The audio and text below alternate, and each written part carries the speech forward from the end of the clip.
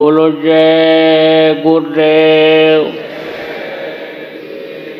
तो अब आप ये समझो कि आगे का समय खराब है और अन्न की भारी कमी हो सकती है। कैसे भी होगी, लेकिन अन्न की भारी कमी हो सकती है। ऐसे समय में आप मुकाबला करने के लिए समय का आप ये समझो कि हफ्ते में चाहे एक ही दिन सही, वैसे 2 दिन इतवार गुरुवार को करो तो बहुत अच्छा है। भोजन बंद कर दो, एक समय का भोजन बंद कर दो। आप ये समझो जो बुढ़े लोग हो और जिनका पेट खराब रहता, तबीयत खराब रहती है, एक टाइम आहार कर दो, क्योंकि आगे चल कर के दवाएँ मिलेंगी नहीं। और जड़ी बूटी की तरफ से सब लोग हट गए। देसी दवाओं की जानकारी लोगों को पहले हुआ करती थी, उसी से बहुत कुछ अपनी तकलीफ़ों को मर्ज़ों को दूर कर लिया करते थे। लेकिन अब जानकारी रही नहीं तो रोग बढ़ जाएंगे। तो रोग कहते हैं बढ़ने नहीं देना चाहिए, रोग को हल्का नहीं समझना चाहिए। यानी समझो कि वो यानी पता नहीं कब दबा दे, परेशान कर दे। तो ऐसे समय के लिए यानी समझ लो कि पेट को हल्का रखो कि रोग न होने पावे। देखो जवानी में या बचपने में कोई चीज़ खाने पीने में ज़्यादा हो जाता है, बदपरहेजी भी हो जाती है, तो चल जाता है। शरीर में इतनी क्षमता और ताकत रहती है कि उन छोटी मोटी यानी समझ लो कि कमियों को दूर कर देता है। वो यानी बर्दाश्त कर लेता है, लेकिन बुढ़ापे में नहीं होता है। वैसे तो कहा गया एक आहारी सदा व्रतधारी। एक समय खाने वाला समझो कि जैसे व्रत रखा जाता है पेट की सफाई के लिए, यानी समझ लो कि यानी गंदगी को ख़त्म करने के लिए, ऐसे समझो कि वो व्रतधारी ही है। और एक नारी ब्रह्मचारी, जो एक नारी को अपनी नारी समझता है, देवी समझता है, यानी समझ लो कि धर्म का पालन करता है कि गृहस्थ का जो धर्म होता है कि भाई दूसरे की तरफ नज़र न डालो, अपनी ही लक्ष्मी मान करके उसको रखो। तो आप ये समझो कि वो ब्रह्मचारी होता है। तो यानी समझ लो कि भोजन आप वो जो बचे आप उसको समझो कि जो असहाय हैं उनको खिला दो।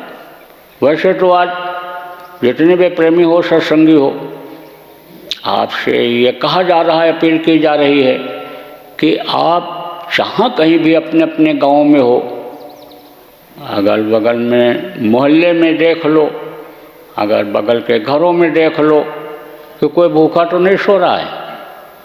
और अच्छा तो ये होगा कि पहले की आदत आप लोग डाल लो। पहले क्या करते थे लोग, शाम को जब भोजन बन जाता था तो दरवाजे पर लोग बैठते थे। आप ये समझो अभी तो कितनी भी गर्मी हो, पसीना छूट रहा हो, लेकिन टीवी घर में जो रखा हुआ है उसको नहीं छोड़ पा रहे हैं लोग। वाले 25 आदमी घर के बैठ जाएं, दम घुटने लग जाए, लेकिन उसको नहीं छोड़ रहे। लेकिन शाम के समय बाहर किसी के यहाँ जितनी भी जगह होती थी लोग बैठ जाते थे। अब आप ये समझो जब भोजन तैयार हो जाता, खबर जब आती अंदर कमरे से, मकान से आवाज़ लगती कि भोजन तैयार है, तो पड़ोसियों से पूछते थे, कहते थे भाई चलो भोजन कर लो। नहीं कहता था मेरे यहाँ भी बना, अभी करेंगे। अरे भाई भोजन किया कि नहीं किया? कहते थे अभी करेंगे। अरे करेंगे क्या, चलो आज हमारे यहाँ खा लो। एक दूसरे के यहाँ खाते थे, ऐसे जाते थे, ऐसे बुला करके खिलाते थे। आप ये समझो कि वही आदत आप डालो, बहुत अच्छा रहेगा। पूछे ही लिया करो, भाई खाए कि नहीं खाए, नहीं खाए तो खिला दो। कुछ लोग तो यानी समझो मांगते ही नहीं हैं, कहते नहीं, भूखे रह जाने वाली आदत होती है। तो आप उनके लिए फरिश्ता बन जाओगे। यानी आप ये समझो जैसे कहा गया कि वो बैठे भोजन दे मुरारी, वो दे देता है जिसको उसके ऊपर, मालिक के ऊपर विश्वास होता है। किसी न किसी को प्रेरणा दे देता है, वो पहुंचा देता है। तो आप उसके लिए तो फरिश्ता बन जाओगे। मुंह से भले न बोले, लेकिन अंदर में उसका जो मन होगा, जो आत्मा होगी, वो आपको आशीर्वाद देगी कि देखो भाई ये हमको ला करके खिला दिए, भूखा मैं था। तो एक आदत सब लोग डालो, बगल वालों से पूछने की, और अगर नहीं है तो खिला देने की। और बच्चियों के लिए, देवियों के लिए, माताओं के लिए मैं ये कहूँगा कि सब लोग अपने अपने घरों में एक बर्तन में जब भी सुबह शाम दोपहर में जब भी भोजन बनाओ तो उसमें से जो भी बनाओ, आटा है, दाल है, चावल है, जो भी बनाओ, एक चुटकी उस बर्तन में रख दिया करो निकाल करके दोनों समय। वो जो आपका होगा वो समझ लो कि मुसीबत में लोगों के काम आएगा। आप ये समझो कि वो आपके भी काम आ जाएगा ज़रूरत पड़ने पर। तो इसकी आदत डालो, जिसको चुटकी कहते हैं। चुटकी निकालने का काम करो आप लोग, चुटकी डालो। आप लोग एक एक गोलक रख लो कि जिसमें कुछ न कुछ रोज़ डाल दिया करो। आप ये समझो जो बच जाए अच्छे काम में लग जाएगा, भूखे को रोटी खिलाने, प्यासे को पानी पिलाने में लग जाएगा, अनिम गरीबों की मदद करने में लग जाएगा। आप ये समझो जो बच जाएगा, आप ये समझो मुसीबत में आपके भी काम आ जाएगा। तो आपके सामने ये जो समस्याएं आ जाती हैं, अने समझ लो कि उसमें आपको राहत मिल जाएगी। एक व्यापारी, अने समझो कि व्यापारी के यहाँ मैं सत्संग के लिए गया हुआ था, ठहरा हुआ था। तो मेरी ये आदत थी कि मैं जिसके पास बैठता था उससे कुछ न कुछ जानकारी लेता था। साधक के पास बैठता साधना की बात करता था, अधिकारी के पास बैठता तो नियम कानून के बारे में बात करता, व्यापारी के पास बैठता था तो व्यापार से संबंधित जानकारी लेता था। तो उनसे मैंने पूछा, उम्र में बड़े थे, बहुत पहले की बात है, गुरु महाराज ने भेजा था हमको सत्संग करने के लिए।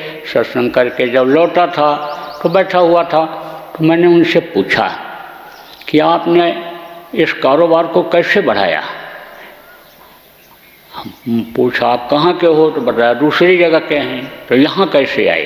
बोले यहाँ तो हम ऐसे ही बह करके चले आए, बह करके अपनी भाषा में कहा, बह करके यानी ऐसे भटक करके चले आए और यहीं पर तब से रह गए।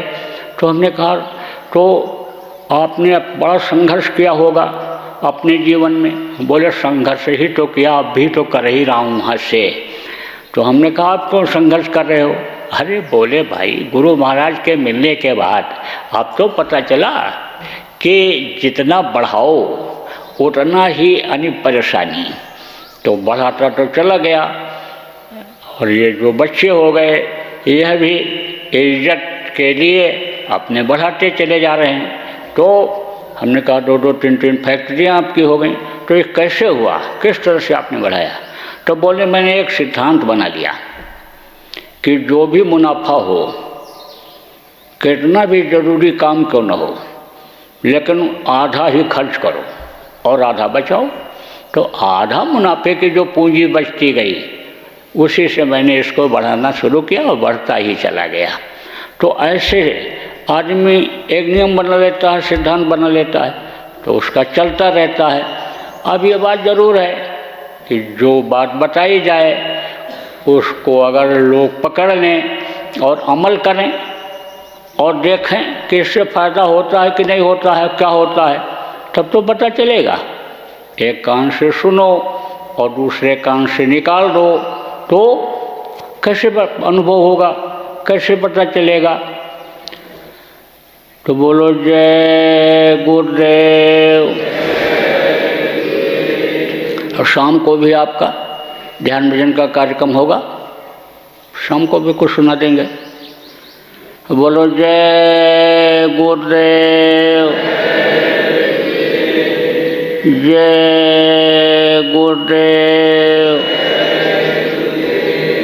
जय गुरुदेव, जय गुरुदेव, जय गुरुदेव, जय जय गुरुदेव।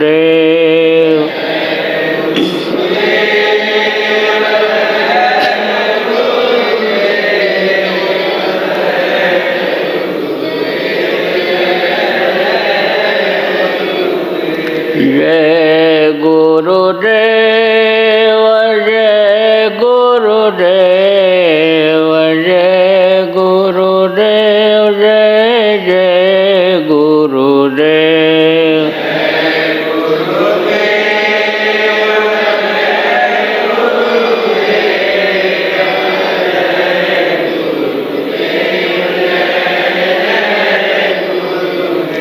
जय गुरुदेव जय गुरुदेव जय गुरुदेव जय जय गुरुदेव।